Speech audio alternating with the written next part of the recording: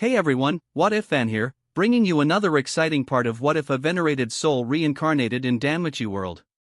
You can find the fanfic title and the original author's name on my Patreon page. Make sure to check it out and show them some love. If you enjoy the video, don't forget to like, subscribe, and ring that notification bell so you never miss an upload. Quick update. The series What If Transmigrated to a Medieval Pokémon World will be going on hold soon, since we've nearly caught up with the author. So now, I need your help picking the next project for the channel. I'm currently deciding between these three fanfics. What if creating the strongest Strawhat crew by reading manga? What if Reincarnated in Bleach as Toshiro Hitsugaya? What if Reborn in Naruto World, continuation? Please vote in the poll and let me know which story you'd like to see next. I'll take the top pick and start working on that series next. Also check out my Patreon channel for early releases of all the series, where you can find all the series released one day ahead of YouTube. Alright, let's jump into it. Chapter 191, The Sword Princess vs. Eudias Part 3. Beads of sweat rolled down Ace's face as every instinct in her body screamed danger. Reflected clearly within her golden pupils was the sight of Eudias bringing down a massive black slab, its descent carrying an overwhelming sense of annihilation. Maximize Ariel's output. She didn't hesitate. Spinning on her heel, she retreated as the wind wrapped around her body, exploding outward and granting her a sudden burst of speed. Escape! Escape! Escape! In mere milliseconds, she crossed dozens of meters, her figure blurring as she pushed Ariel to its limits. It still wasn't enough. A terrifying shockwave tore through the air, shaking the entire battlefield as though the world itself had been struck. Arg! Though she avoided a direct hit, the sheer wind pressure slammed into her back, launching her like a cannonball. Ace crashed into the ground and rolled several times before finally skidding to a halt, thick dust clouds erupting around her. Cough! Cough! Blood spilled from her lips, splattering against the stone floor as her vision swam and blurred, the world around her turning hazy.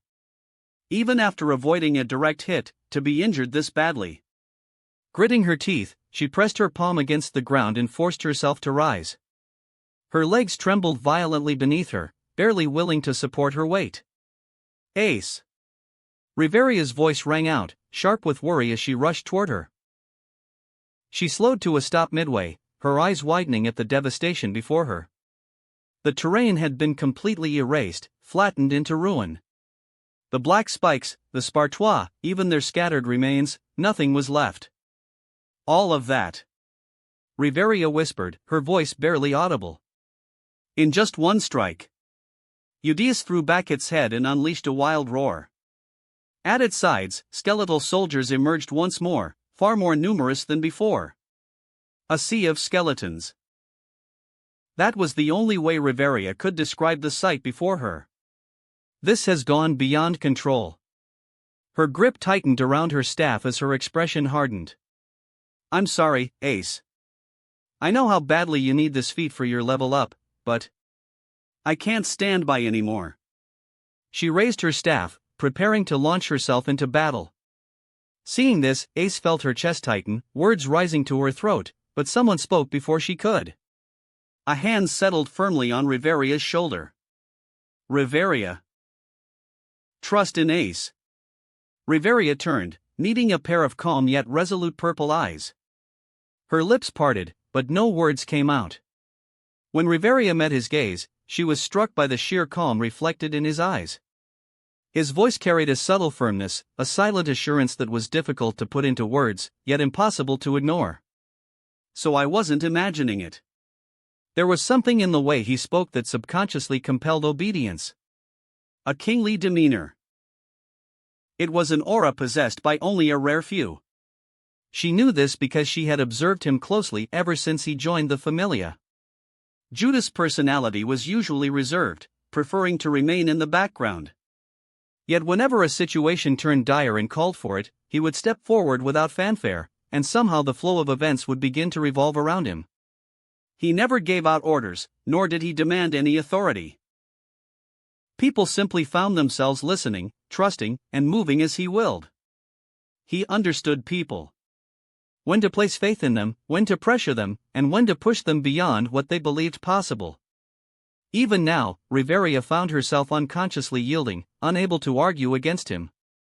However, her worry overcame that subtle compulsion, and she chose to speak up. Judas, fighting Yudos alone is far too reckless. Are you telling me to just sit back and watch Ace die? Faced with her words, Judas blinked once before answering calmly.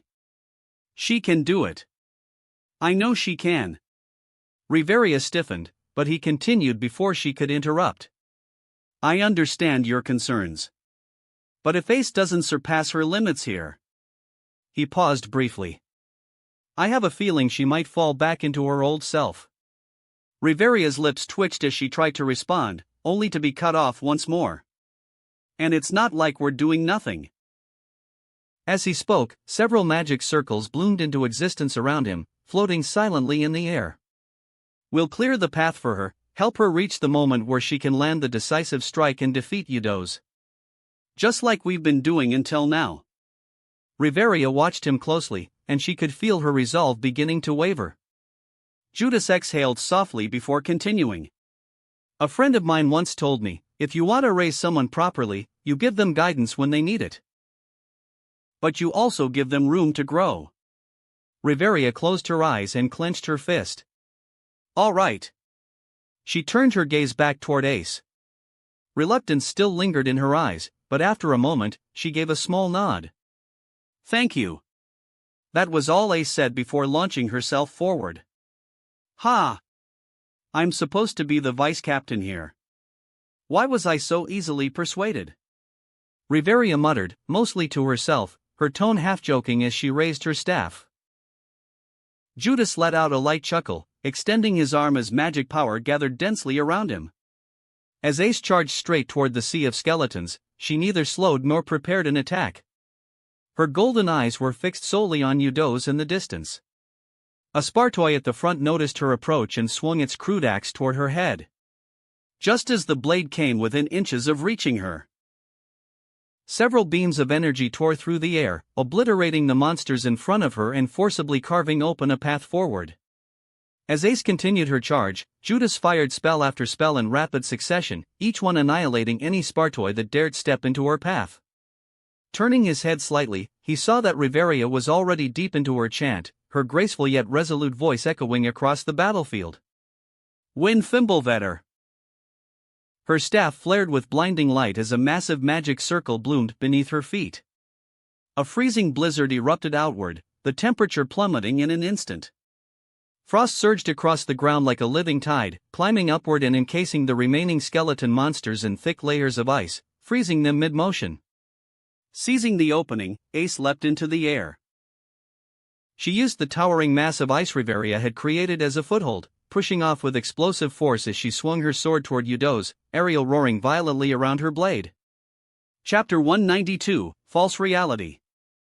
The attack it used earlier should have a cooldown. If I charge straight in at full speed and take its other arm, I can win. Ace thought as she picked up the pace, emerald wind enveloping her like an aura while she ignored the explosions erupting around her. Yudos raised its head as a green comet came rushing toward it, sensing the imminent danger. In response, it summoned a wave of spikes in her direction. But Ace didn't slow down. She pushed Ariel's output even higher, the wind screaming as her speed surged. Faster. The instant she collided with the spike wall, she tore through it like a living battering ram. Black shards exploded outward, fragments scattering across the battlefield. Yudos roared again, slamming its power into the ground and conjuring an even denser wave of spikes. Stronger. Every muscle in Ace's body screamed in protest as Ariel answered her will, the emerald gale howling violently around her. Her wind-cloaked blade met the spikes head-on, but this time, resistance met her charge. Her advance stalled. Only for a heartbeat. Cracks spiderwebbed across the black mass before it shattered, and Ace burst through once more, closing the distance in an instant. Yudos' hollow eyes flared ominously. Its grip tightened. The massive black sword came down in a brutal arc. Tempest. Emerald winds erupted as Ace swung in response, meeting the strike head-on. The collision detonated with a deafening shockwave. The ground buckled and splintered beneath them, cracks racing outward as the surrounding terrain caved under the pressure. My arms! Ace felt numbness flood her limbs as pain flared, the sensation unmistakable. I'm being pushed back. Her boots carved deep trails into the ground as she was forced backward, panic flooding her chest. I'm going to lose. The realization hit her like icy water, brutally grounding her in reality. No. I don't want to lose. Her heartbeat thundered in her ears, her vision blurring at the edges. Stronger. I want to be stronger. The words echoed desperately as her body trembled. You are weak, Arya. A cold voice echoed inside her mind. Ace turned sharply. And there, standing beside her, was Revis, the red-haired tamer of Evelis. Revis! What are you doing here? Ace snapped through clenched teeth. At the same time, a small black flame flickered into existence deep within her. Ha! Where is Eudos? Her golden eyes widened as she realized the giant skeletal monster she had been fighting was gone, vanished without a trace. Revis merely snorted at her confusion and stomped her foot against the ground. The world shattered. Before Ace could even gasp, the scenery twisted violently, reality folding in on itself. When her senses returned, she found herself lying on the ground, her body submerged in a shallow pool of blood. What's going on? Her eyes trembled as she slowly lifted her gaze. Corpses, dismembered bodies, were scattered everywhere. She could feel the black flame inside her swelling, growing hotter, stronger. Tiona! A severed head rolled to a stop before her. With shaking hands, she picked it up, and the moment she met its gaze, her breath caught. The light in its eyes was gone. No, no, no, no. Her vision blurred as more bodies came into focus. Tioni. Riveria. Lafia. Finn. Gareth. Everyone. Everyone she swore to protect. Her fingers trembled as the head slipped from her grasp, splashing back into the blood below. Her knees buckled, and she collapsed forward, blood splattering across her face and armor. Her breath came out in shallow, broken gasps. The corpses around her began to dissolve, reforming into shadows, towering, twisted shapes that all bore a single familiar outline. Herself. Each shadow stared down at her with hollow golden eyes, crawling towards her as if they were trying to drag her into the abyss. I wasn't fast enough. I wasn't strong enough. I couldn't protect anyone. Her nails dug into the stone beneath her palms. I trained. I fought. I tried so hard. These voices. Her voice cracked. Are they me? Reva's shadow loomed over her as she crouched beside her, her presence suffocating. Once again, you lost everything. Revis whispered, her voice dripping with venom. She leaned closer. And once again, you were powerless to stop it. The black flame surged violently.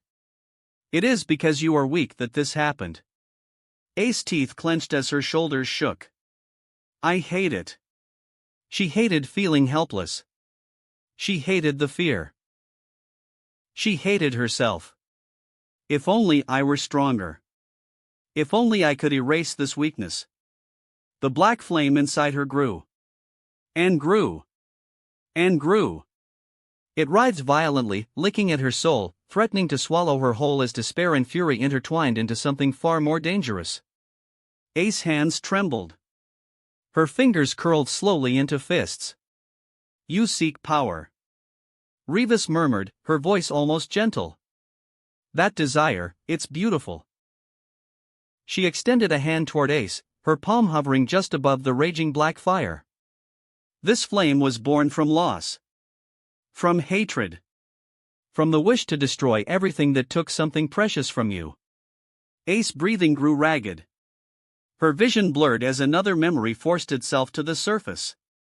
Arya, her mother's back, disappearing into the black storm. Her outstretched hand grasping nothing but air. That helpless scream trapped in her throat. I couldn't save her.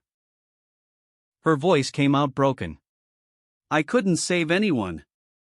The black flame flared violently, wrapping around her heart like chains. Yes. That is your truth. Revis whispered. If you accept it, this flame will answer you. Revis continued. Cast aside fear. Cast aside restraint. Become a blade that exists only to kill. Ace's hands trembled.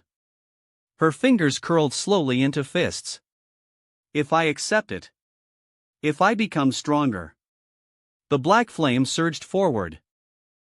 Just as she was about to succumb to her own darkness. As if a saving grace had appeared, a certain memory replayed in her mind. Ace, I want you to keep this in mind. A familiar voice rang inside her head. A hand closed around her wrist. The black flame recoiled violently and grew weaker. Judas. He stood beside her, his expression unreadable, violet eyes steady as they met her trembling gaze. The person that you need to surpass is the past version of yourself. He crouched in front of Ace, lowering himself to her level. Her eyes widened. The conversation from that day. His grip tightened just enough to remind her she wasn't alone. The black flame writhed violently, resisting him. Just by seeing his face, it brought Ace a sense of hope that she couldn't quite explain. Ah, what have I been doing? Ace's lips trembled. The flame stuttered, growing weaker and weaker by the second. I won't let something like despair and helplessness take over me. Her grip tightened around Judas' hand, as if anchoring herself to reality. I'll get stronger, she said, her voice trembling, but resolute. Not by hating everything, but by protecting what I still have. The black flame let out a shrill scream before being snuffed out entirely. Cracks raced across the illusion, spiderwebbing through the warped scenery. The imaginary Reva standing at her side clicked her tongue, irritation twisting her expression. TCH, how tedious. Still gripping Judas' hand, Ace swung her sword at the false Revis and the encroaching shadows, cleaving them cleanly in half at the waist. In the next instant, the illusory world shattered like fragile glass, collapsing inward as Ace was violently pulled back into reality. Chapter 193, Finishing Blow. Ace's eyes snapped open. As her vision cleared, the familiar scenery of the 37th floor, the battlefield and Yudos, returned to her sight. She sucked in a sharp breath as her heart pounded violently. Unconsciously, her grip on her sword tightened, and she clenched her other hand as well. As if she were trying to hold on to something, only to realize she grasped nothing but empty air. Ah, his hand. A sudden sense of emptiness settled in her chest, but the distant roar of Yudos snapped her back to reality. That dream just now. I must have lost consciousness for a moment, she thought as she pushed herself back to her feet. A wave of spikes surged toward her. Ace reacted instantly, shifting to the side to narrowly avoid the attack. Once again. I must swing with all my might. She closed her eyes, feeling magic power churn violently within her. I will exhaust everything I have. She took a deep breath, then opened her eyes once more. Tempest. Highest output. Emerald-colored wind engulfed her figure, as if a miniature tornado had formed around her, blasting dust and shattered rock in every direction. Watching from a distance, Judas' eyes widened slightly. This magic power, her Ariel can get this strong? He muttered under his breath, feeling the brush of Ace wind against his skin even from this far away. A Spartoy tried to sneak up from behind only to be crushed by a backhanded fist, Judas never even bothering to look. The usage of her only magic, Ariel, placed a tremendous toll on Ace's body, which was why she had never pushed her wind to its highest output before. Once the magic wore off, her body would grow sluggish, the strain dragging her down. A steep price to pay for such a leap in combat strength. Yudos. I will overcome you and become stronger. Right here, right now. Ace declared her resolve, her gaze fixed firmly on the towering skeleton. There was no more hesitation. She crouched low, then launched herself forward, fully intending to end this once and for all, her sword swinging with Ariel at its highest output. Yudo's roared in response, raising and swinging its massive blade. The collision produced a devastating shockwave, far more powerful than before. A draw. Ace Ariel was deflected, while Yudo's staggered backward. Pain flared throughout her body from the dangerous strain of Ariel, but she gritted her teeth and forced herself to endure. Looking at Udius, which had yet to regain its footing, Ace knew this was her chance. Again, highest output. Tempest. The wind roared once more, coiling around her blade as a compact tornado formed along its edge. She surged forward and struck before the monster could even react. Ace unleashed a relentless barrage of slashes, each one infused with Ariel at maximum output. Ha! She screamed at the top of her lungs, blade flashing again and again as she tore through Udius' defenses. Cracks spread across its ribcage. I can do this. Just as she prepared to press the assault, Udius finally moved. Its massive sword swept toward her in a brutal horizontal arc. Ace reacted on instinct, raising her blade to deflect, but the force behind the blow was overwhelming. Arg! She was sent flying. A sickening crunch rang out as the bones in her sword arm shattered. Pain detonated through her entire body as the backlash of overdrafting Ariel finally caught up to her. Am I going to lose? The wind howled past her ears as she tumbled through the air, her vision dimming. With half-lidded eyes, she felt herself on the verge of blacking out. Turning her head, she caught sight of the two figures watching the battle. Riveria's face was twisted with worry as she shouted Ace's name. Then her gaze shifted. Judas. There was no panic in his expression. His lips moved, silent, yet unmistakable. Don't give up. It's not over. Something surged within her.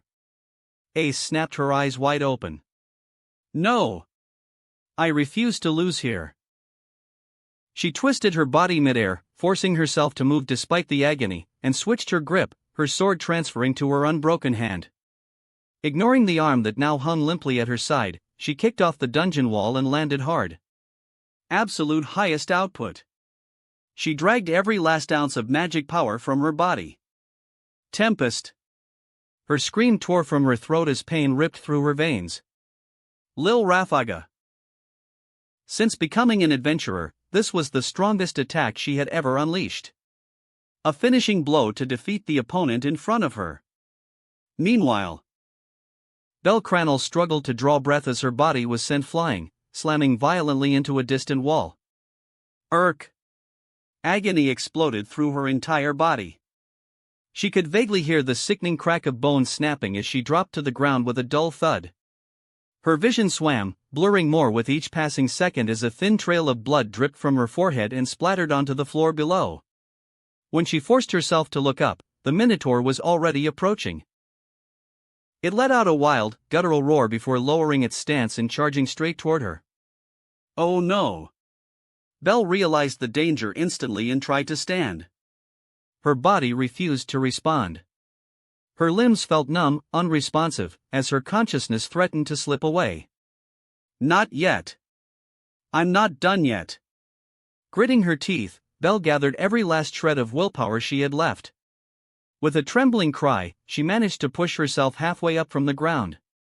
But it was already too late. The Minotaur had closed the distance. Her mind knew it before her body could react. Dodging was impossible. Blocking was impossible. Just as the monster raised its arm to send her flying once more, a figure suddenly appeared in front of her. Smack!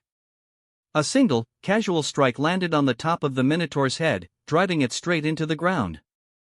The impact was so overwhelming that a small crater formed, the monster's skull buried deep within it. Belle's ears rang as a familiar voice reached her through the haze. 10 minutes. That's how long you lasted. Alpheus stood calmly before her. Sleep for now. We'll try again tomorrow.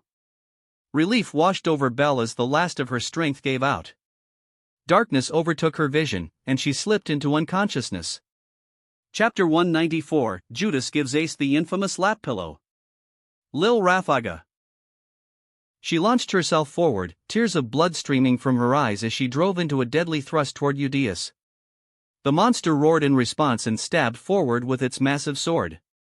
Seeing it coming, Ace twisted her body at the last instant, maneuvering around the blade and using its momentum as a foothold, sliding along the length of the sword itself.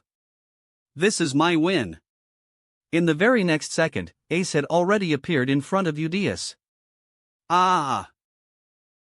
Her scream tore through the battlefield as she burst straight through the monster's skull, the wind-wrapped blade obliterating it entirely. Eudius was left headless. I did it. The words escaped her lips, but reality caught up just as fast. She was falling. Ace tried to adjust her posture midair, desperately attempting to land safely, only for a sharp, searing pain to explode throughout her body. She lost control. Her body crashed into the ground and skidded several meters across the stone floor. I broke my arm.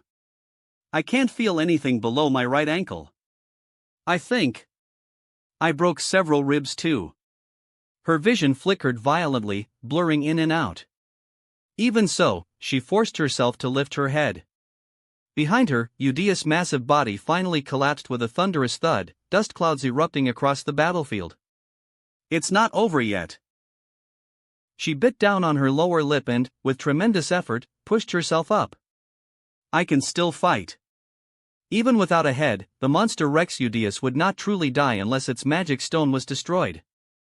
Push through the pain. Every inch of her body screamed in protest as Ace reached for her sword and shakily forced herself to stand. I want to become stronger. Her legs wobbled beneath her weight, breath ragged and uneven, yet she still advanced, step by step, toward the fallen monster. Ha, ha, ha. When she stood before Eudius, she raised her sword high above her head and brought it down in a decisive strike against the human-sized magic stone. The blade split it cleanly in two. The magic stone shattered, breaking apart into countless motes of light as Eudius' body slowly crumbled into ash, marking the complete defeat of the 37th floor's monster Rex. A near impossible feat. The solo subjugation of a floor boss. Accomplished by none other than Ace Wallenstein. As the reality of her victory finally sank in, her body gave out. Her grip loosened, and her sword slipped from her fingers, hitting the ground with a dull metallic clang. The world spun violently in her vision, her legs no longer able to support her. Just as she began to collapse, a figure appeared before her. An arm caught her mid-fall, stopping her from hitting the ground. Riveria. Ace spoke weakly as Riveria smiled and gently laid her down. Reaching into her bag, Riveria took out a potion and carefully helped Ace drink it, then began chanting her healing magic. A soft green light enveloped Ace's body, and she let out a faint breath as her shoulders finally relaxed, her eyes slowly closing. As the treatment continued, as if having reached a decision, Ace opened her mouth once more. Riveria, that red-haired tamer. Rivas, she called me Arya. My mother. Riveria flinched, her eyes widening slightly at the revelation. Ace. Your secret. Her words trailed off as she turned her head toward Judas, who stood just behind them. There was no doubt in her mind that he had heard everything. I trust him, Ace said softly, her gaze shifting to Judas. The tension in her eyes eased, replaced with a quiet certainty. Riveria let out a small sigh and shook her head. In the end, it was Ace's secret. Who she chose to share it with was her decision alone. I'm sure you have many questions, but first, we should let Ace rest. Riveria said calmly, directing her gaze at Judas. Well, I already knew her secret. That wasn't something he could exactly say, so Judas simply nodded. With a snap of his fingers, a dome-shaped barrier formed around them, concealing their presence and ensuring no monsters would wander close. Thank you, Riveria said. For several minutes, they allowed Ace to rest as the healing magic continued to mend her injuries. Sitting atop a nearby rock, Judas turned his head as Riveria approached him. Ahem. I must admit, I'm surprised. I expected you to ask us something. Well, I kind of already knew, Judas replied with a shrug. I'm sure you've noticed, but I have some connections to spirits. Her spirit blood, she can't really hide it from me. Riveria gave a wry smile. I thought as much. From your lukewarm reaction, it seems I worried too much. She then met his gaze directly. As you're likely aware, this is a secret known only to a handful of people. Finn, Gareth, Loki, and myself. Tiona, Tioni, Bet, and the others remain unaware. Don't worry, I know how to keep my mouth shut. Judas said simply, meeting her gaze. If that's the case, then I'm relieved. Riveria replied, nodding. Her eyes drifted back to Ace, who was peacefully asleep beside the rock, before returning to Judas. Before I realized it, Ace had already grown close to him. Among everyone in the Loki familia, Ace was likely the one Judas shared the strongest bond with. Connection to the spirits, huh? Is it because of her spirit bloodline? Ace and Judas, in some ways, their personalities do resemble each other. Maybe that's why they get along so well. Riveria had noticed it more than once, the gentleness in Ace's gaze whenever she looked at him, something distinctly different from how she regarded everyone else. Ah, youth. I suppose Ace has finally reached the age where she can take interest in a boy other than single-mindedly thinking about getting stronger. As her caretaker, and more than that, a mother figure, Riveria couldn't help but smile faintly. For far too long, she had been burdened by worry, by Ace's self-destructive tendencies, her single-minded obsession with growing stronger no matter the cost. She genuinely hoped that Judas' presence in her life would continue to be a positive influence. As for Ace's romantic life, Riveria had no intention of intervening. Whether the two of them would ever become a couple was something only they themselves could decide. Although, glancing at the two of them now, a sudden idea crossed her mind. Judas, would you do me a favor? Riveria asked, prompting Judas to turn toward her once more. Ace's eyelashes fluttered. The first thing she became aware of was the feeling something firm yet gentle beneath her head. Her golden eyes slowly opened. What greeted her wasn't the ceiling of the dungeon. Ace froze. Her gaze drifted upward. Judas was sitting against the rock behind him. His back resting casually as his eyes were closed, his expression calm. Her head was resting comfortably on his lap, cradled there as if it were the most natural thing in the world. A faint sound escaped her lips before she could stop it. Judas' eyes opened immediately. You're awake. His voice was low, unhurried. For a moment, Ace simply stared at him. Then heat rushed to her face. Chapter 195, Ace wants to knock Judas out. I. When Ace realized she was resting on Judas' lap, she jolted upright in a hurry, a faint blush spreading across her cheeks. Ace? Judas called out from behind her, but she immediately covered her face with both hands. Why did I feel embarrassed just now? A quiet chuckle reached her ears. Turning her head, she saw Riveria trying, and failing. To hide her amusement, one hand raised to cover her mouth. Even Judas glanced her way in mild surprise. Seeing Riveria, who was usually so composed and dignified, openly chuckling was a rare sight. That only made Ace puff out her cheeks in a small pout before she reached out and playfully smacked Riveria on the back with both hands. All right, Riveria said, clearing her throat. Let's head back to the surface. We've lingered here for far too long. Judas nodded and hoisted Eudia's giant black sword onto his shoulder. A unique drop item, one that only appeared for those who met its hidden condition. Maybe I can ask Tsubaki to make something out of this, he thought. Their ascent back to the surface took several days, but it passed without incident. Though monsters inevitably stood in their way, their strength made short work of them. After passing the 18th floor, Judas began to notice Ace's gaze lingering on him. Ever since the incident. When she had rested her head on his lap at Riveria's request, she hadn't spoken a single word to him. When he finally turned to meet her eyes, Ace visibly flinched and quickly looked away. Watching the exchange, Riveria could only offer a wry smile. These two, what is with this awkward atmosphere? Fortunately, a newly spawned group of monsters interrupted the tension. Hellhounds, minotaurs, and dungeon worms emerged ahead of them, baring their fangs as they let out menacing growls. As they charged forward, Judas stepped ahead of the group and casually swung Eudeus' massive black sword. Even without reinforcement or strengthening magic enhancing him, Judas' raw physical power alone already rivaled that of a high-grade level 4. Bordering on pseudo-level 5 if he exerted himself. The instant the massive sword connected with the monsters, they were reduced to ash in a single swing. Some didn't even need to be struck directly. Mere air pressure from the blade was enough to cleave them apart, their bodies splitting as their magic stones shattered. After collecting the drop items and stowing them in his bag, Ace suddenly gathered her courage and spoke up. Judas. She fidgeted as she spoke, her expression tense, as if struggling to force the words out. Judas halted and turned slightly, giving her his attention. Her eyes flicked left and right, searching for resolve. When I rank up. Can we spar again? Her voice was hesitant, almost fragile. Sure. Why not? Judas nodded casually, not thinking much of it. After all, this wasn't the first time she had asked him to spar. She must be curious about how much stronger she'll get after leveling up. He thought, resuming his stride. But for Ace, that wasn't the only reason.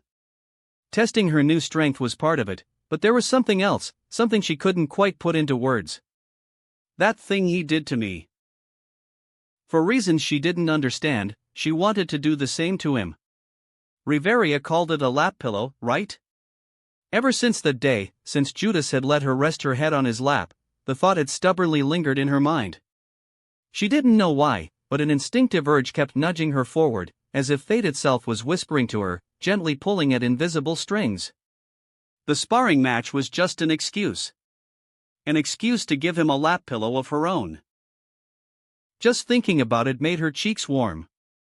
Maybe I can knock him out. But Judas is strong, it won't be easy. Still, she hoped that her next level up would bring her closer, strong enough to face him head-on. As they reached the upper floors, they encountered someone they hadn't expected.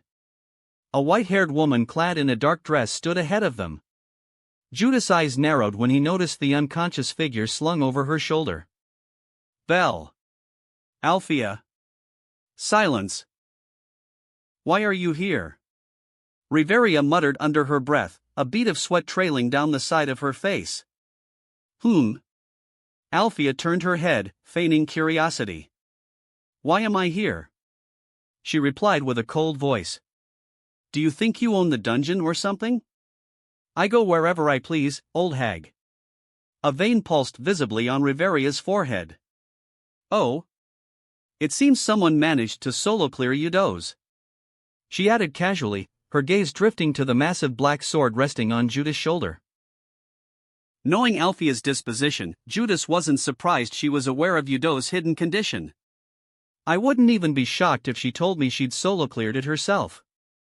After all, someone once hailed as the monster of talent during Aurario's golden era was anything but ordinary. What happened to Belle? Judas asked, glancing at the unconscious girl whose mouth had begun to drool slightly. Is she all right? What happened, you ask? Althea replied, her eyes opening just a fraction. This is entirely your fault. You leveled up too quickly, and she felt overwhelming pressure trying to catch up to you. She paused. Speaking of which, her figure vanished. Before anyone could react, Althea had already seized Judas' wrist. Fast.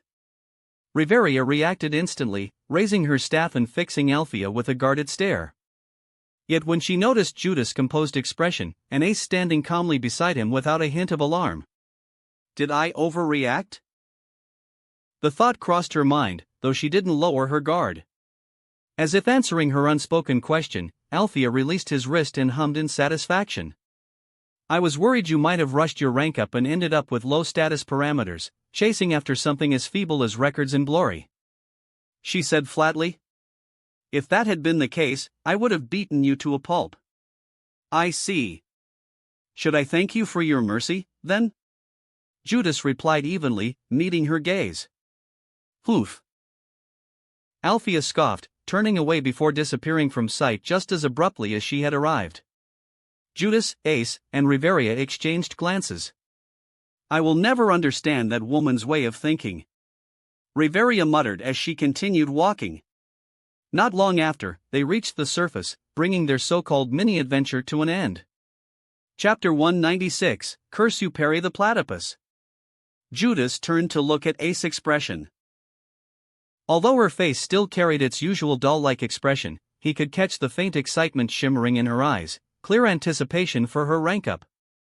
Given how well-known they were, it wasn't unusual for passers-by to stop what they were doing and stare, the way one might when spotting a celebrity on the street. Still, most of the gazes weren't directed at Ace or Riveria, but at Judas, more specifically, at the giant sword resting on his shoulder, easily more than twice his height. Is that a drop item? I've never seen anything like it before. It must be from a monster in the deep floors. As expected of the Loki Familia, casually going in and out of the deep floors like it's nothing. I bet that thing would fetch a ridiculous amount of Valis. Though some of those looks carried a hint of greed, not a single person entertained the thought of stealing it. Doing so would be no different from suicide. I'll see you guys later at the manor, Judas said as he turned in another direction, heading toward Tsubaki's smithy. And thanks for giving me this sword, Ace. You accompanied me because of my selfishness. Ace replied with a light smile. It's the least I could do. Take care, Riveria added as they waved him off. When they returned to the manor, Ace wasted no time searching for Loki, bursting straight through the door to the goddess room. Oh? Ace? What's the rush? Loki asked, before her expression twisted into a lewd grin. Hee, breaking into my room like this, did you finally realize your goddess' love for you and come here to confess? She wiped a bit of drool from her lips as her gaze openly traced Ace from head to toe. The only response she received was a cold glare. A menacing aura spilled from Ace, causing Loki to immediately break into a cold sweat. Aha, see, chill out, Ace. I was just joking, Loki said with a nervous laugh. Swoosh. A flying dagger shot past her, embedding itself into the headboard of the bed. Loki flinched violently. Do you need your fingers to update? Ace asked flatly. Yes. I need them, absolutely need them. Loki cried out, frantically waving her hands. I won't do anything weird, I promise. Ace narrowed her eyes, scrutinizing Loki as if weighing the truth of her words. After a brief moment, she finally nodded. Only then did Loki release a long, relieved sigh. The fact that you're asking for a status update right after your little adventure means your excursion succeeded, right? Loki said, pulling the dagger from the headboard. Yes, it was difficult, but I succeeded, Ace replied with a nod. Hearing that, Loki's grin widened as she sliced her finger with the dagger. Hee, let's see if a brand new level 6 appears in my familia today, she said, barely containing the excitement in her voice. Ace blinked once before calmly removing her shirt and turning around. The process of updating her status proceeded as it always did. Bathed in the soft blue glow of the Falna, Loki watched the level indicator on Ace Falna shift from 5 to 6. For a brief moment, the goddess of mischief simply stared. Then she broke into a grin. Oh shit! Level 6 Ace is here! Loki shouted in excitement as she quickly finished the update and handed over the status sheets. In Ace's hands were two papers. One documenting her final status as a level 5, and the other reflecting her new status as a level 6. Ace Wallenstein. LV5. STR, D595, C612. End, D592, C622. Dex, A884, S901. AGI, A875, A892. Mag, S953, S974. Hunter, G. Abnormal Resistance, G. Swordsman, H. Skills, Avenger. Magic, Aerial. Ace Wallenstein. LV6. STR, C612I0. End, C622I0. Dex, S901I0. AGI, A892I0. Mag, S974I0. Hunter, G. Abnormal Resistance, G. Swordsman, H. Spirit Healing, I. Skills, Avenger. Magic, Aerial. Staring down at the sheets, Ace felt a quiet sense of satisfaction settle in her chest. Hee hee, would you look at that? Loki said, folding her arms with a smirk. You picked up a new development ability. Spirit Healing. That's the same one Judas got when he ranked up to level 3. She tilted her head slightly. Riveria has it too. That makes 3 people in my familia alone who possess that ability. But Ace barely heard the rest. Her attention locked onto a single detail, everything else fading into the background. I got the same ability as Judas? Her voice came out softer than she intended. Her thoughts grew unfocused, and before she realized it, a faint blush crept onto her cheeks. That means I've gotten a little closer to him, right? The thought lingered, quietly stirring something unfamiliar in her chest.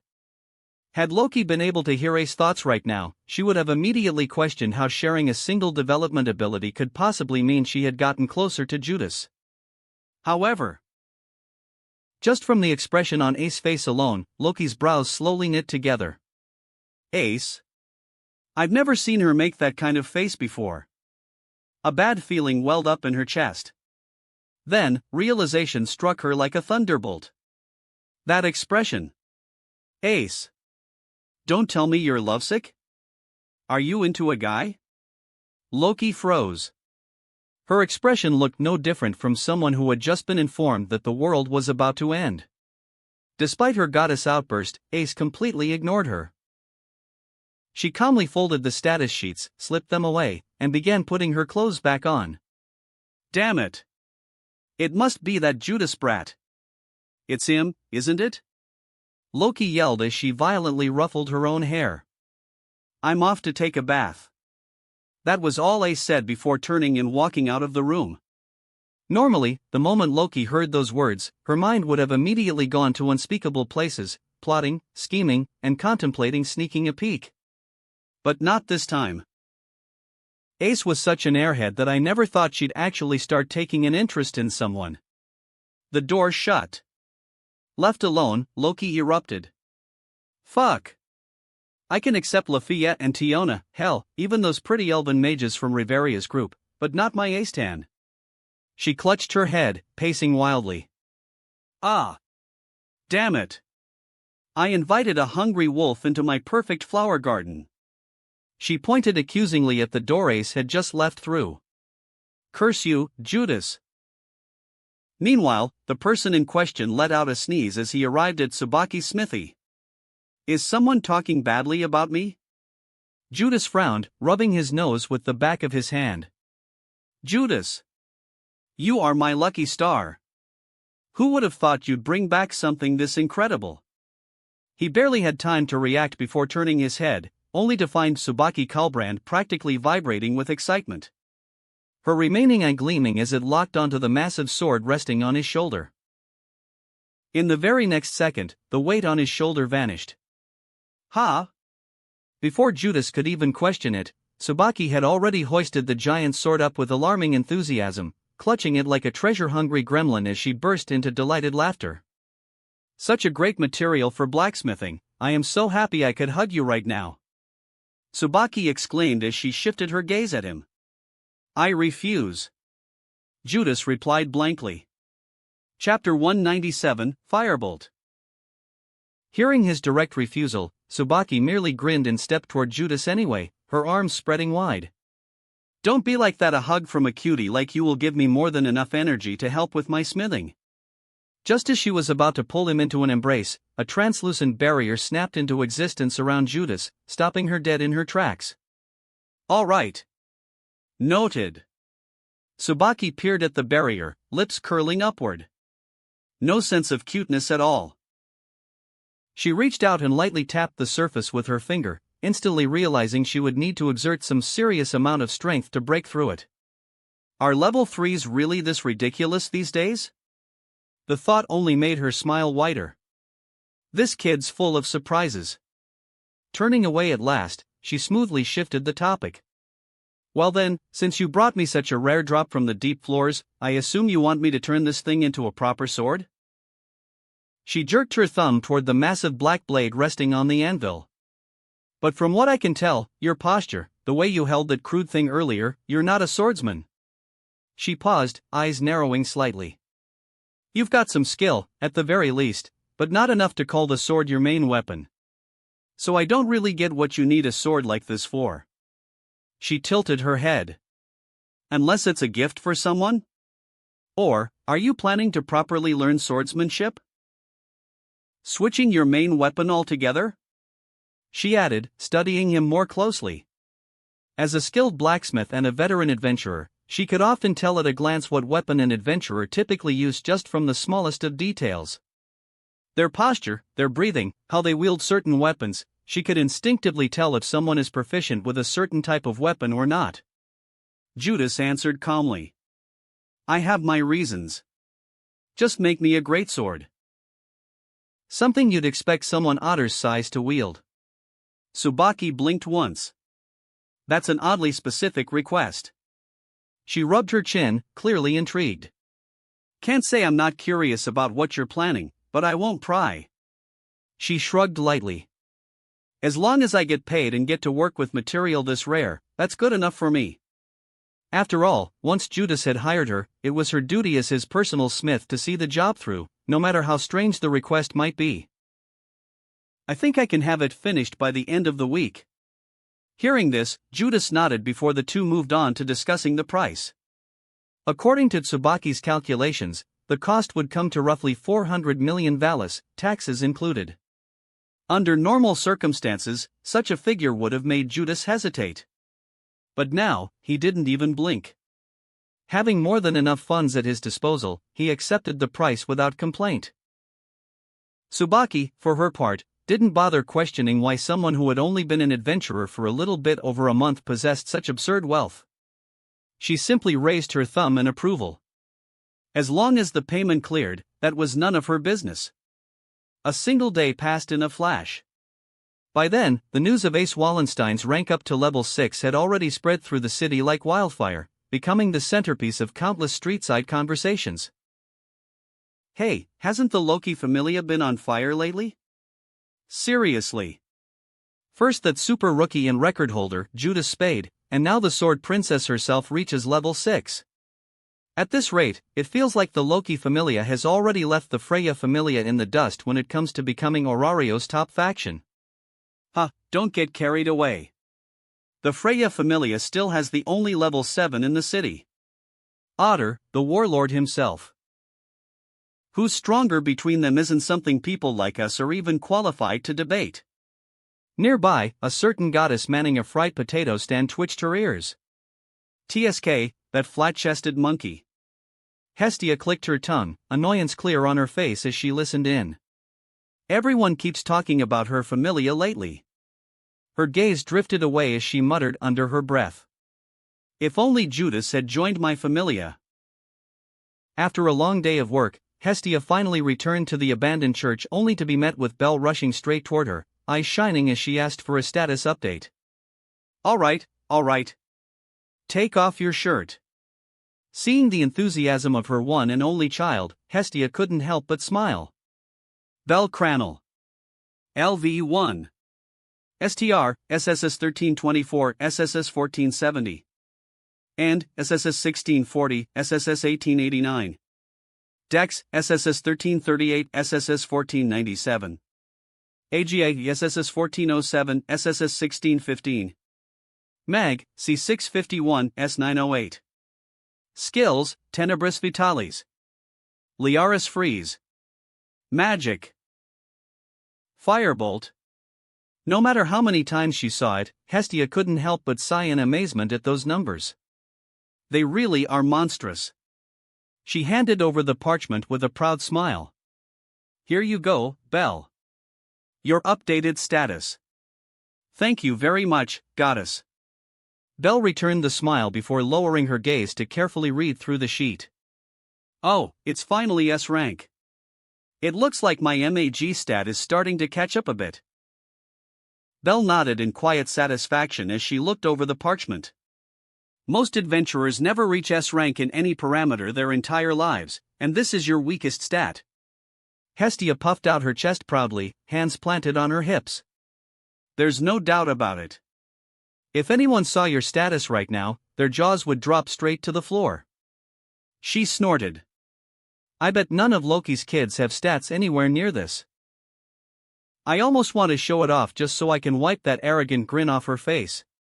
Although she lacked experience as the patron goddess of a familia, Hestia wasn't completely ignorant. Thanks to advice from her closest friend, Hephaestus, she knew how things normally worked. For most adventurers, their parameters naturally plateaued around D rank. No matter how hard they trained or how desperately they struggled, they would eventually hit a wall. One that no amount of effort could break through. That wall represented the limit of their potential. Yet that so-called universal rule didn't seem to apply to Belle. No matter how much she grew, there was no sign of her progress slowing down. It was as if her limits simply didn't exist. Still, Hestia muttered, folding her arms. I can't believe that heartless, tyrannical woman actually gave you a grimoire. She clicked her tongue. I've heard those things go for millions of valis. Her thoughts drifted back to that day. Althea had arrived without warning, placed an unremarkable thick book into Belle's hands, and said only one thing. Read this. Then get your status updated immediately. She hadn't bothered explaining anything further. The moment Belle opened the book, she collapsed onto the floor, face down, ass up. When she woke up minutes later, and after Hestia updated his Falna, the magic slot that had always been empty now held a single spell. A no-chant magic. Firebolt. The smile Belle wore that day had been so radiant it was almost blinding. SRE, you sure you don't want to rank up already? Your stats are more than enough. Hestia continued, fixing him with a serious look. She tilted her head slightly. What are you waiting for? Well, to be honest, my mother won't let me. Belle replied, scratching the back of her head awkwardly. She told me to reach the absolute limits of my stats first before ranking up. Hestia stared at her for a moment. Then she sighed, saying nothing more. Chapter 198, Dionysus appears. Walking through the streets of Orario, Elise Level casually glanced around before turning into a narrow, shadowed alley. She whistled as she walked, utterly relaxed, her posture loose and unguarded. After taking another turn and walking a short distance, she suddenly came to a halt. Her carefree expression shifted. You've been following me for a while now, she said lightly, tilting her head as her gaze locked onto a specific direction above her. I know my beauty is overwhelming and all, hard not to fall in love. She grinned. But this is just plain creepy, you know? For a brief moment, the alley was silent. Then a figure clad in black robes stepped off a nearby rooftop, landing beside her without a sound. I believed my disguise to be sufficient, Fells remarked calmly. To think you noticed me so easily. Ha! Elise puffed out her chest proudly. Of course I did. I am the great Scarlet Harnel, after all. She raised her chin with a smug hum. Fells paid her bravado no mind. After all, Elise Level embodied justice itself, a blazing light that had shone even during the Dark Age. A presence so genuine that even the top familias could not replicate it. That was precisely why she was among the few adventurers he held genuine respect for. Elise Level, I have a quest for you, Fells said evenly. Elise raised a brow, then waved a hand lazily, signaling him to continue. There has been an irregular outbreak on the 24th floor of the dungeon. Multiple adventurers have already lost their lives. I wish for you to investigate the cause and suppress the situation as much as possible. He paused briefly before adding. Naturally, you will be compensated generously. Further details are written right here. From within his robes, Fels took out an envelope and handed it to her. Oh. Elise accepted it, eyeing the envelope with exaggerated suspicion. A super-secret mission from a super-secret figure. She squinted at him. Yeah, no. This is suspicious as hell. Seriously creepy. Despite her words, her sharp eyes studied him carefully.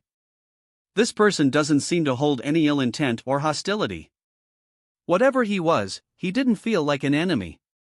Her grin widened. I'm in. She tucked the envelope away confidently, her scarlet eyes burning with excitement. In the Loki Familia's training grounds. The sound of steel clashing against steel rang out repeatedly as Judas and Ace exchanged blows, sparks scattering across the stone floor with every collision. Compared to their previous spars, this bout was on an entirely different level. Even the level 4 adventurers watching from the sidelines had long since lost track of their movements, both figures reduced to fleeting afterimages, appearing and vanishing in the blink of an eye. Crazy. These two are genuinely insane. Cruz muttered, a bead of sweat trailing down his face. These two. I think they've already caught up to the captain and the others. Anna Kitty spoke with her arms folded. No one voiced any disagreement. Simply watching them right now was proof enough. Seriously, they've been at it for over an hour without taking a single break. When are they going to stop? Raoul said as he walked among the onlookers. It wasn't as if the others were slacking off either. The sweat clinging to their bodies, along with the bruises and shallow cuts on their skin, made it clear they had been training hard themselves. At the center of it all, Ace surged forward, her sword flashing as the ground erupted beneath her feet. She twisted midair, bringing her blade down in a clean, decisive arc aimed straight for Judas' shoulder. Judas didn't dodge. Instead, he stepped in. His foot slammed into the ground, stone cracking outward as he raised his forearm to intercept the strike. The impact sent a compressed shockwave rippling through the training grounds. This is intense, even just keeping up with them visually is difficult. Tiona muttered, squinting hard. I stopped counting the exchanges after the first 30 seconds. Tiona said again, her gaze locked onto the spar. To think the rookie brat who's only been here for a little over a month already surpassed me. This is ridiculous. Bet clicked his tongue, hands shoved into his pockets. Despite the bitterness gnawing at him, Bet knew when to acknowledge strength, especially when it stood so blatantly in front of him. To the wolf, Judas was one of the very few males around his age that he genuinely recognized as strong. Because of that, Judas had quietly become a rival etched into his heart. Just you wait. I'm not handing Ace over to you. He snorted coldly. The spar between Judas and Ace continued for several more minutes, until Judas finally raised his hand and called for a stop, both of them agreeing to a draw. Hey, Tiona, why don't you challenge Judas right now? Didn't you say you wanted to be defeated by him? Now that the spar had ended, Tiona turned toward her sister. Hearing the question, Tiona glanced back at her, then hesitated. Ah. Well, I would love to do exactly that, but... She scratched her cheek. It'd probably be a mistake. Tiona frowned. A mistake? Instead of answering, Tiona reached with her hands and pulled out a book, proudly holding it up. How to Get Any Man Obsessed with You. By Alice Love. What the hell is this? Tiona stared at it like it was cursed. It's a book I've been reading a lot lately. Tiona said casually. Picked it up at the library the other day.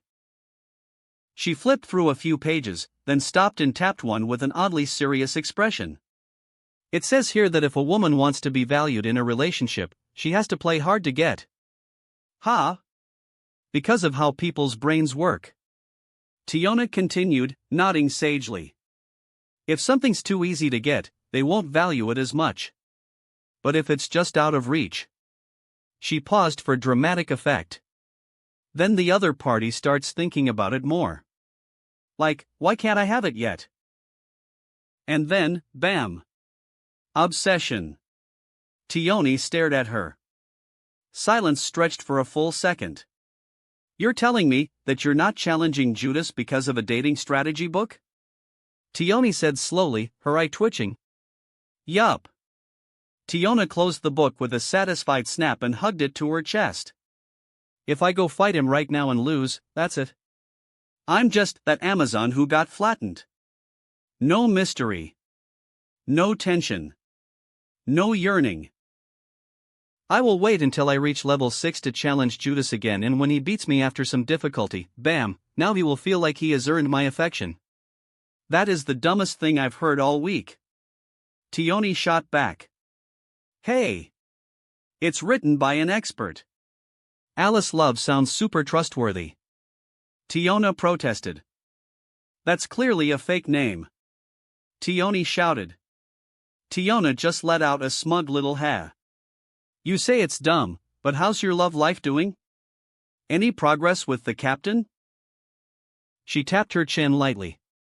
That was the last straw for Tione. Something inside her snapped. Say something stupid one more time and I will pummel you into the ground. Her voice rang out, sharp and fierce, and her face contorted with anger. Meanwhile, at the gates of the Twilight Manor, the heavy metallic doors creaked open, and a pair of figures stepped through, a god and a female elf. Dionysus, what do you want? Loki's voice was sharp, her slit eyes opening slightly. Loki, it's always a pleasure to see you. Dionysus said, the god of winemaking, wearing an unnervingly gentle smile that made Loki frown. Is there somewhere we can sit down and talk? Chapter 199, Loki assigns a mission. The Loki Familia's training grounds were as lively as ever, with Tiona and Tione continuing their conversation. Right now, he's probably thinking, why hasn't Tiona challenged me yet? Tiona nodded enthusiastically, clearly convinced. Cut to Judas, several meters away, calmly drinking water as he mentally replayed the spar in his head. Her sword gives her a reach advantage, maybe I should try fighting with a spear next time. I've been neglecting that aspect for too long. See? Tiona said confidently. Living rent-free in his head. Tione pinched the bridge of her nose. You are delusional, and that's coming from me. While the Hirayut sisters continued bickering, with Tiona practically shoving the book into Tione's face.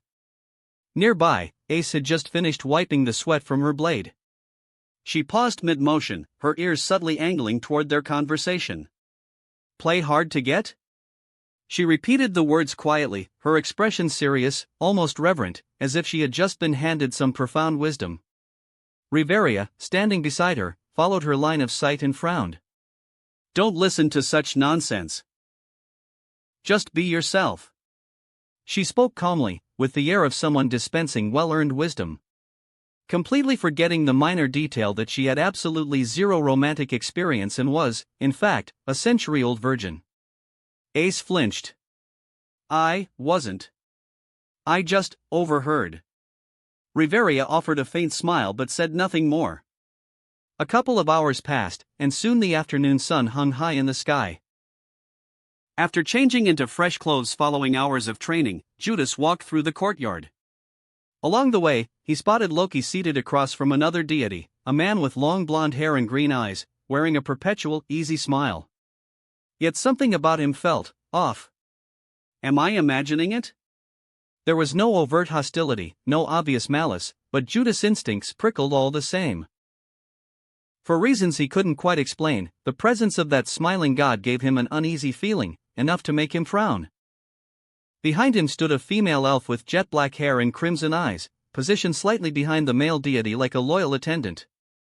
As Judas stared at them, the moment he made his presence known, the two guests shifted their gaze to meet his. The male god's eyes widened ever so slightly before he composed himself a second later, a gentle smile forming on his face, his expression unreadable. Then there was the female elf, whose reaction he found far more interesting.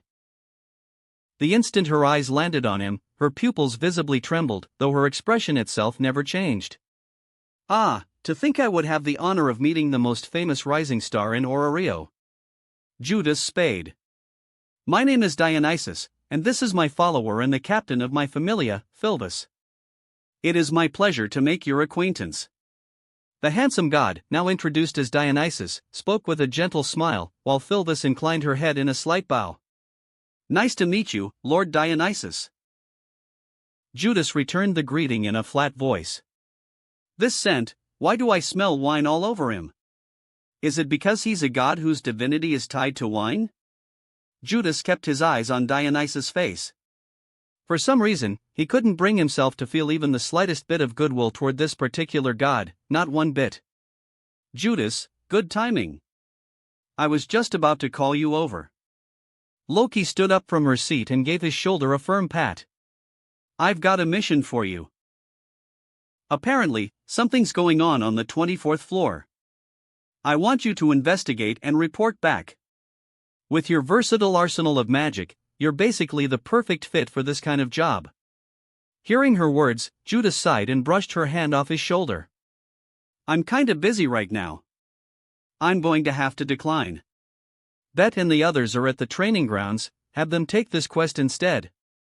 He shook his head as he spoke. Even if I tell you this mission involves Evolus? Loki added, her words immediately piquing his interest. Catching his reaction, she broke into a grin. The info came from this bozo behind me. She jerked her thumb toward Dionysus. The god merely chuckled and gave a casual wave. There have been traces of Evolus activity, Dionysus said calmly. Nothing confirmed, but enough to warrant investigation. Whatever is happening on the 24th floor is dangerous. That is why I requested assistance from Loki and her children. Judas shifted his gaze to Loki, silently questioning her with his eyes. This guy knows about Evolus, Loki explained, hands resting on her hips. Apparently, his children were slaughtered by them. Now he wants revenge. That is correct. Dionysus spoke again, his expression darkening. I will never forgive them for what they have done. My precious children, their souls will never rest unless I uncover the truth and make the culprits pay. The anger on his face was unmistakable. Judas narrowed his eyes, scrutinizing him carefully. For once, his instincts detected no deception. Dionysus' fury wasn't an act. It was real. But even so, there was a sense of dissonance in this god's words that Judas couldn't quite explain.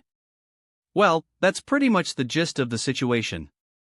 I'm not going to force you to take this quest, and it's not like I don't trust the others with something like this, Loki said as she stepped forward. It's just that when it comes to dealing with unexpected situations, you're the most capable. In addition, I heard from Riveria about your strength from that little trip you guys made to the deep floors. She told me that you wouldn't lose even to Finn or Gareth. With the three of them out, that effectively makes you the strongest member of the Familia right now, Loki continued, her expression unusually serious. It was rare to see Loki like this, and Judas knew that anything involving Evolus was a matter that demanded utmost caution. You're worried it might be a trap? Judas asked. Loki nodded in response. That's a possibility. Which is why I'm thinking of sending you along with Bet and the others, so you can work together on this mission. Knowing Evolus was involved, Judas understood that declining was no longer an option. There was a score to settle. All right. I'll go fetch the rest of my gear, Judas said. Loki immediately broke into a grin. Sometime later, Judas returned to find a small group already gathered. Bet, Lafia, and Philvis. These were the ones Loki and Dionysus had chosen, since the others were unavailable. Tiona and Tioni were out after getting into a heated argument that escalated into a match in the training grounds, one that ended with both of them knocking each other unconscious. Finn, Gareth, and Riveria were busy making preparations for the upcoming expedition. As far as Judas knew, they were currently in a meeting with the Hephaestus Familia. And Ace, for reasons unknown, had gone off on her own without informing anyone. But Judas heard some hearsay that suggested she had headed to the public library in search of a particular book. As Judas looked over the people who would be his teammates for this mission, he couldn't help but frown. Before his arrival, a quiet but tense atmosphere hung between them, especially between Bet and Philvis. Caught in the middle was Lafia, fidgeting nervously between the two. The moment Judas entered her line of sight, her eyes lit up, and she hurried over to him. Judas, this is our first quest together. Let's do our best. Judas gave a small nod. This is going to be a dangerous mission. Stay on your toes. All right. Lafia replied with renewed enthusiasm. In contrast, Bet shot them an unfriendly glare. You'd better not hold me back, you weaklings. His voice was sharp, dripping with venom. Mind your own business, werewolf. Philvis glared back coldly, clearly displeased by Bet's attitude. Chapter 200, Friendship Between Elves. In front of a bar located on the 18th floor of the dungeon. This is the place they told us to meet up, huh? Elise muttered, her hands resting behind her head. Elise, I sense multiple presences inside. Quite a few of them feel as strong as level 4. Hitsugaya said as she walked beside her. Given how dangerous this mission seemed, Elise had requested the support of her vice-captain. Then let's go greet our companions for this little adventure. Elise said before bursting through the door. Hey, everyone! The most beautiful Scarlet Harnel has arrived. She exclaimed, prompting everyone inside the bar to turn their heads toward her all at once. The famous Scarlet Harnel of the Astrea Familia? Yamato Rindu is here as well. Oh, looks like we've got ourselves some reliable allies. Murmurs rippled through the bar at their arrival. Elise, I see you're still just as free-spirited as ever. A woman with short blue hair and glasses stepped forward, wearing a wry smile. Ah, Asfi, so it's you. How've you been? Elise greeted her cheerfully, completely ignoring the nearslip about her being loud. Well, aside from my sleep schedule being completely wrecked, I'd say things are fine. Asfi replied with a tired sigh. Has the entire Hermes Familia been deployed for this mission? Kagaya asked as her gaze swept over the people gathered inside. Not all of them, but you're not far off the mark. Asfi replied before turning back and gesturing toward the others. It's a pleasure to be working alongside the Knights of Justice, she said, extending her hand for a handshake. Seeing this, Elise accepted it without hesitation. Don't worry. If things get chaotic, you can count on me. Somewhere within the dungeon, 4 figures could be seen dashing through floor after floor. Is this team really going to be all right? Judas, who kept to the rear of the formation, couldn't help but question the party's overall dynamic as he observed them. Bet, the perpetually grumpy werewolf, ran ahead with his hands shoved into his pockets, refusing to speak to anyone as he radiated a clear "don't talk to me" aura. Meanwhile, Philvis played the role of a distant and aloof beauty, her expression so consistently unreadable that it was nearly impossible to tell what she was thinking. Then there was Lafia, who did her best to smooth things over by striking up small talk, only to be ignored each time, or worse, snapped at by Bet. Judas, I really tried, but these guys are just too difficult to work with. Lafia said, her shoulders slumping as she looked thoroughly dejected. Seeing her like that, Judas couldn't help but reach out and pat her head in an effort to cheer her up. That's fine. It's not like everyone can be a bundle of energy like Tiona. At the warmth of his palm, heat rushed to Lafia's face. So good. As expected, even with a party this uncomfortable, as long as Judas is here. She shuffled a little closer to him, her earlier gloom completely washed away and replaced by an unmistakable look of bliss. Philvis, the black-haired elf, found herself glancing over at the scene. Sensing her gaze, Judas turned toward her, only for Philvis to look away immediately, as though afraid of being caught watching. Judas blinked, but didn't dwell on it as the group continued onward. When they finally reached the 18th floor, the party came to a halt as Bet turned around and spoke for the first time in a while. We'll head to Rivera and gather information first. Try not to slack off and become deadweight. With that, he rushed ahead. Since Judas couldn't be bothered to argue with the stubborn werewolf, he simply allowed Bet to assume the role of acting leader. Judas shrugged, offering no objection. While Bet's personality left much to be desired, when it came to his duties, he was surprisingly diligent. Aside from his attitude, Judas found little fault with him so far. "Let's go," Judas said as they followed after him. After half an hour of asking around. "So there's increased monster activity in the pantry area of the 24th floor, huh?" Judas muttered as the group reviewed the information they had gathered. "I also heard from others that they spotted Scarlet Harnell and Yamato Rindu heading there as well," Lafia added. "It seems we're not the only ones investigating this issue. By the way, where's Bet? I haven't seen him anywhere," Judas asked, glancing around. "Ah. I think I saw him inside one of the bars.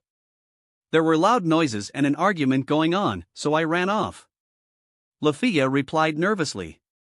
Hearing that, Judas shook his head and stepped forward. "Wait here. I'll go get him." Lafia nodded. "All right." As Judas walked off, Philvis, who had been standing silently in a corner, approached Lafia. "Lafia, was it? That boy named Judas Spade, do you like him?" Philvis asked, meeting her eyes directly. Miss Philvis, why you're talking to me?" Lafia visibly flinched, startled enough to take a step back. "I am looking at you directly and called out your name. Who else would I be speaking to?" Philvis blinked once before repeating her question. At that, a blush crept up Lafia's face, spreading from her neck all the way to her pointed ears. What are you talking about? L like him. Why you've got the wrong idea. I just admire him, that's all." Lafia stammered, flailing her arms as she tried to explain herself. Such a pure, untainted affection. Watching her reaction, Philvis blinked again, the corners of her lips slowly curling upward. "I see." At that moment, her face, illuminated by the soft natural glow of the crystals on the 18th floor, paired with her elven beauty, was enough to leave even Lafia momentarily stunned. The cold and aloof Philvis can actually smile like this? Her eyes widened slightly before a sudden realization struck her. "Ah, this is my chance to get closer.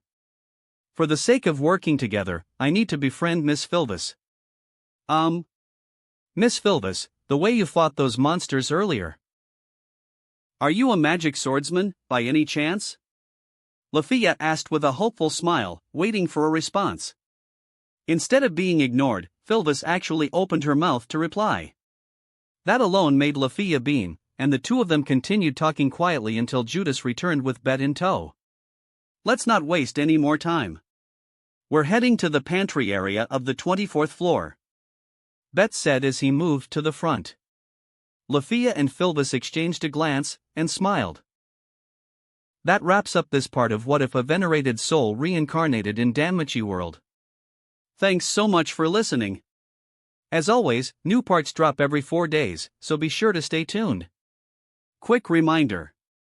The series What If Transmigrated to a Medieval Pokémon World will be going on hold soon, since we've nearly caught up with the author. So now, I need your help picking the next project for the channel. I'm currently deciding between these 3 fanfics. What if creating the strongest Strawhat crew by reading manga? What if Reincarnated in Bleach as Toshiro Hitsugaya? What if Reborn in Naruto World, continuation? Please vote in the poll and let me know which story you'd like to see next. I'll take the top pick and start working on that series next. Also check out my Patreon channel for early releases of all the series, where you can find all the series released one day ahead of YouTube. If you enjoyed the video, don't forget to like, subscribe, share it with your friends, and please consider supporting the original author as well. See you in the next one.